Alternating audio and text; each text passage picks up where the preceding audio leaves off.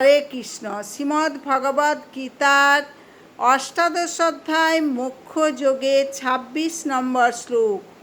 মুক্ত সঙ্গ অনহংবাদী ধীতি উৎসাহ সমন্বিত সিদ্ধ অসিদ্ধ নির্বিকার কর্তা সাত্ত্বিক উচ্যতে।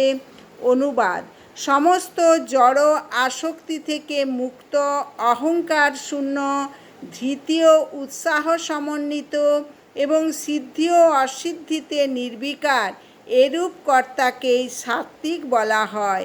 প্রভুপাদ তাৎপর্য: কৃষ্ণ ভাবনাময় ভগবৎ ভক্ত, সর্বদাই প্রকৃতির জড়গুণগুলির অতীত। তার ওপরে ন্যস্ত হয়েছে যে সমস্ত কর্ম, সেগুলির ফলের আকাঙ্ক্ষা তিনি করেন না, কারণ তিনি গর্ব অহংকারের ঊর্ধ্বে বিরাজ করেন।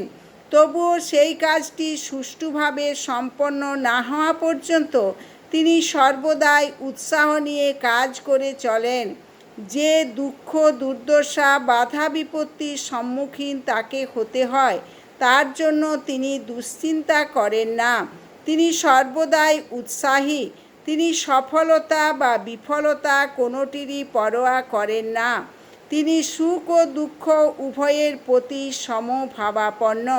এই ধরনের কর্তা সত্ত্বগুণে অধিষ্ঠিত হয়ে থাকেন। হরে কৃষ্ণ কৃষ্ণ কৃষ্ণ হরে হরে, হরে রাম রাম রাম হরে হরে।